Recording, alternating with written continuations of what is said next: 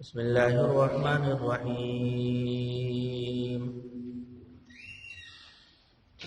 ويوم نبعث في كل أمة شهيدا عليهم من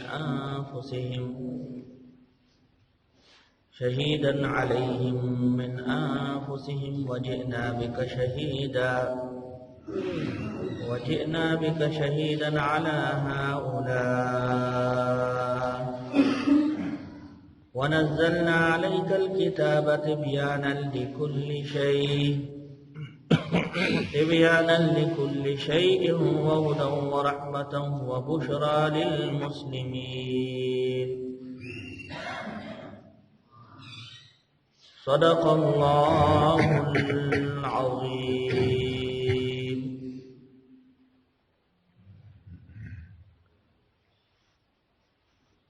دا سورة نحل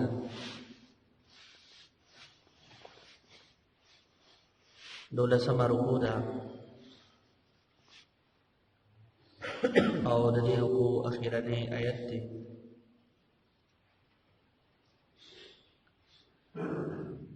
دین وړاندې آیتونو کې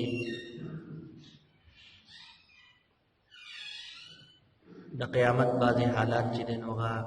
بیان شوي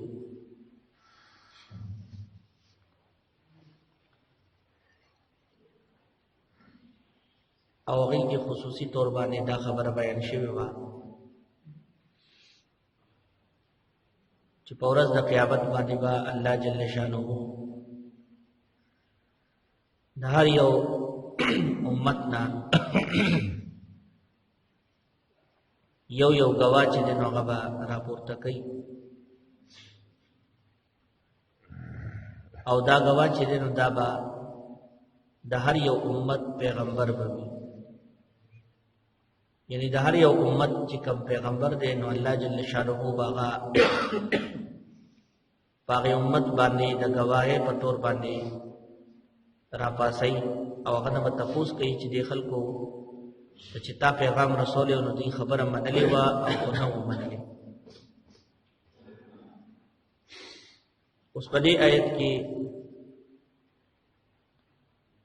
همدغه خبره بیان بیا دي وسره د دې خبرې اضافه هم ده. الله جل شانه په دې کې وایي چې هر یو امت ته مونږه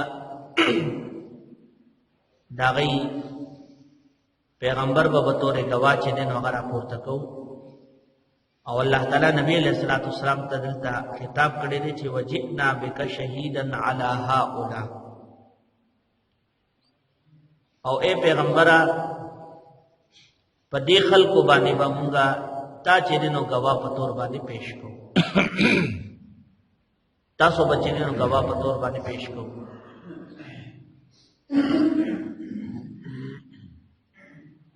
نو مطلب دا دی چې څنګه مخکینی امتونه چې تیر شوي دي هغې باندې خپل پیغمبر گواهی کوي، نو دغه رنګې په دې امت باندې با نبی علیہ الصلوۃ والسلام چې دین هغه گواہی کوي. دغه ګوره تفصیل دا دی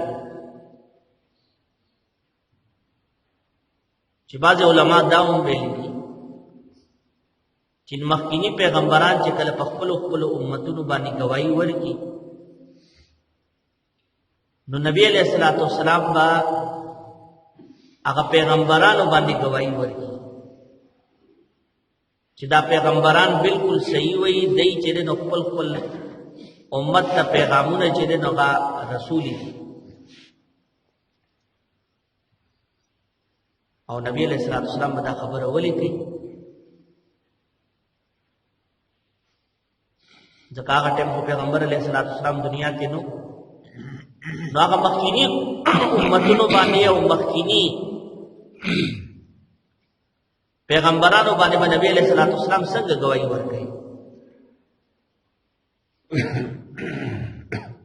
نو مخکینی پیغمبرانو باندې گواہی نبی علیہ الصلوۃ والسلام څنګه ورکړي چې نبی علیہ الصلوۃ والسلام سره قرآن دی. ورپسې الله تعالی ونزلنا علیک الکتاب، الله تعالی وایي چې اے پیغمبر موږ ته باندې کتاب نازل کړی دی او دا د سره لپاره تبیان لكل شی د هر خبرې بیانولو لپاره.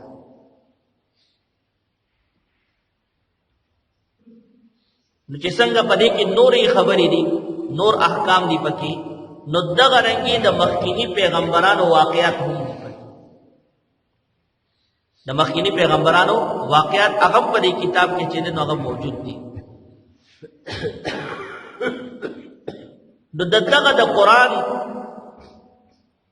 د دې گواهی باندې نبی علیہ الصلوۃ والسلام گواہی وکړي چې آو ما ته دې قران ویلو چې نوح علیہ الصلوۃ والسلام خپل قوم ته تللی، ما ته دې قران ویلي چې صالح علیہ الصلوۃ والسلام خپل قوم ته تللی وغته پیغام رسول، ما ته دې قران ویلو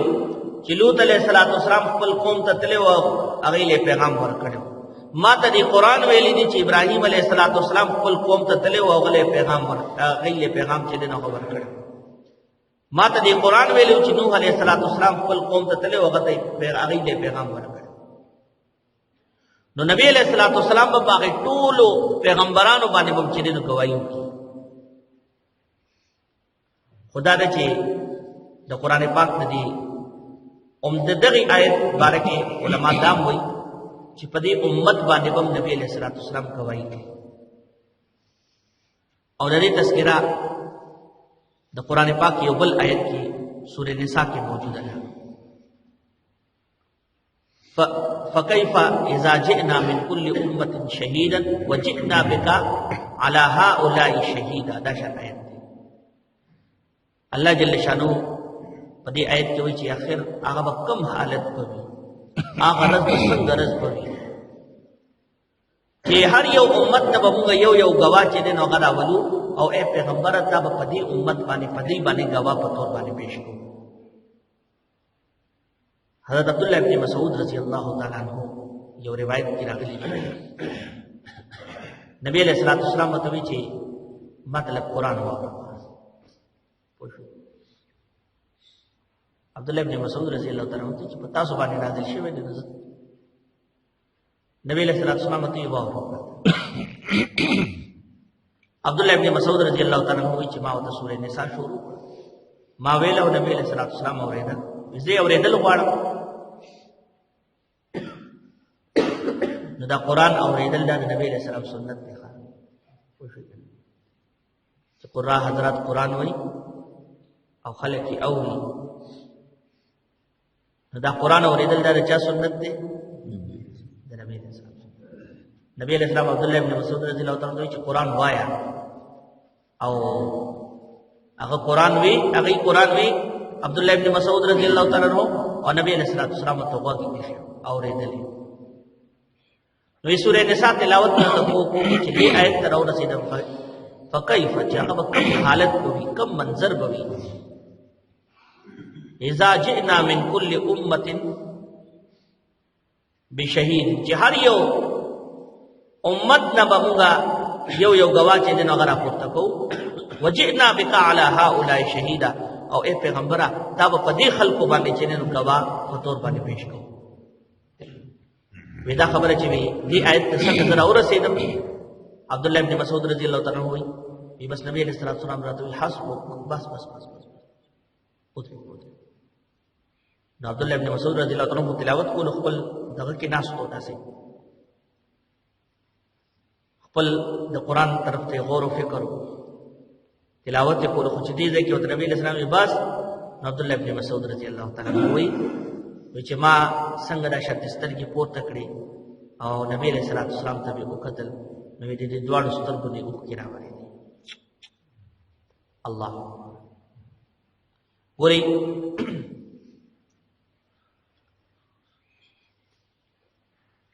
حدیث شریف کې راغلی دی نبی علیہ الصلوۃ والسلام حواله سره دا خبر راغلی دا چې په نبی علیہ الصلوۃ والسلام باندې د امت اعمال چې دغه پیش کیږي د وفات پس د وفات تپسم د امت اعمال باقاعده نبی علیہ الصلوۃ والسلام باندې پیش کیږي. دا ستا فلان کې امتی دي داغه دا عمل نامه ده، دا فلان کې امتی دي داغه دا عمل نامه ده، داغه دا خبره ده، دا کار کړي دا کار کړي. نبی علیہ الصلوۃ والسلام چې کله باغی کې د امتیانو نیکیانه وګوري نبی علیہ السلام خوشاله دای موس کړي دی دای روزه ساتلې ده دای چا سره نیکی کړي ده دای دا کړي دی دای کړي دی دا کړي نو پاګې باندې نبی علیہ الصلوۃ والسلام خوشاله تاسو لږ سوچ وکړئ خو چې کله باغی کې د امت کمزوریاں وویني ګناونه وویني الله اکبر نو پاګې باندې نبی علیہ السلام انتهایی غمگین شي او بیا نبی علیہ الصلوۃ والسلام د امت لپاره استغفار وکړي ولکه ته دا سوچ کو پکار دی کنه چې زه ټیک ته نبی علیہ السلام مخکې استغفار وکړي لیکن خبره ده د نبی علیہ الصلوۃ والسلام ته چې زما او ستا هغه سیاه ترین اعمال نامې مخکې ته لږ دې ته هم سوچ پکار لږ د سترګې شرمېدل هم پکار ګورئ هغه غالبا هغه یو شاعر دا وایي کنه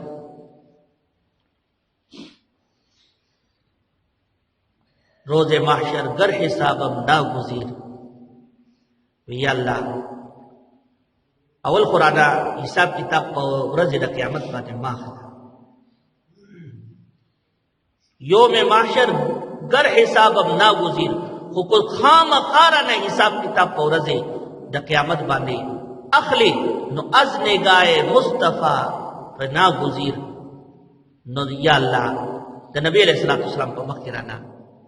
د نبی علیہ الصلوۃ والسلام په مخ کې رانا چې دغه ماخذ حساب کتاب رانا ماخلا نبی علیہ الصلوۃ والسلام ته بس وشر تا نه هو الله سره پټې دې نشي خو کو د نبی علیہ السلام په مخ کې رااله حساب کتاب واغستو ابو خازاد ما امتی د دادا عمل کړی د دادا دغه کړی هغه شاعر وایي چې از نگاه مصطفی بنا گزیر یا اللہ اول قرآن حساب کتاب اخلما او کوئی حساب کتاب رانا اخلی نو خدای د پاره یا اللہ د نبی علیہ الصلوۃ والسلام په مخ کې را نبی امام د نبی علیہ الصلوۃ والسلام په مخ کې را نبی نو خبره ده چې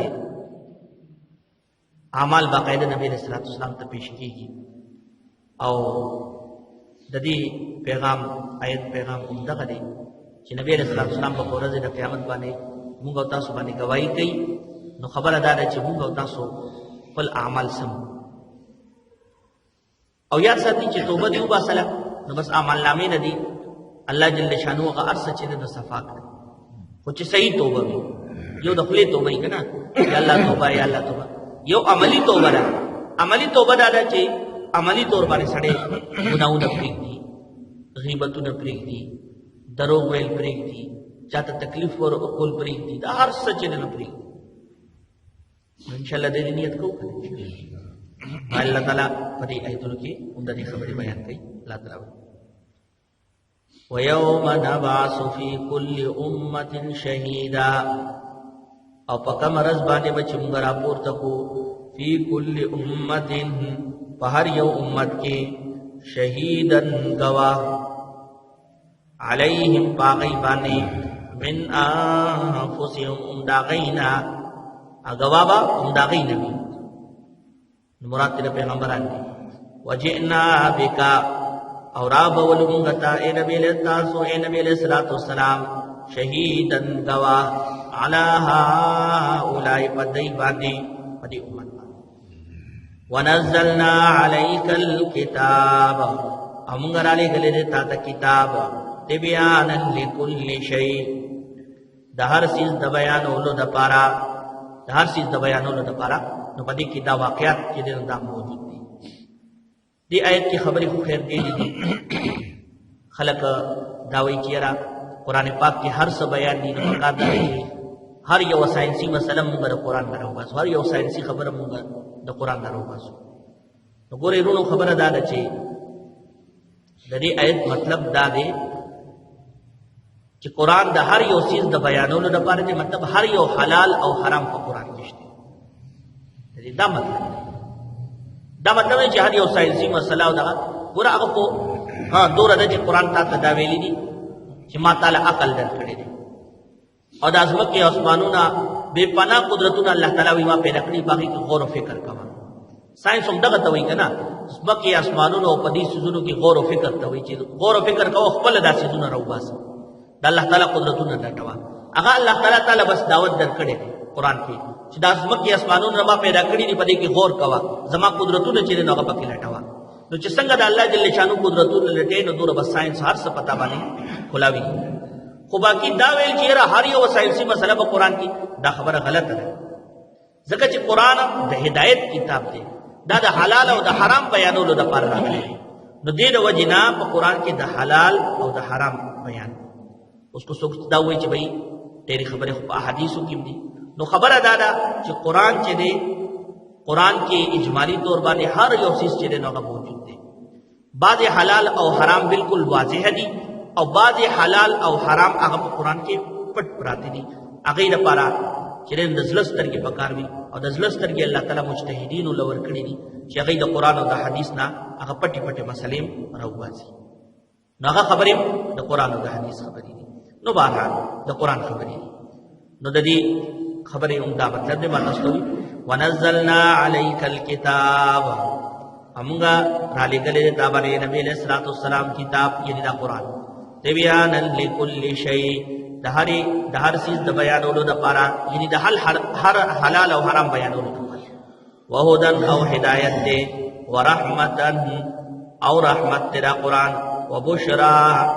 او خوشخبری دا زیر دې دا قران للمسلمین د مسلمانانو لپاره الله تعالی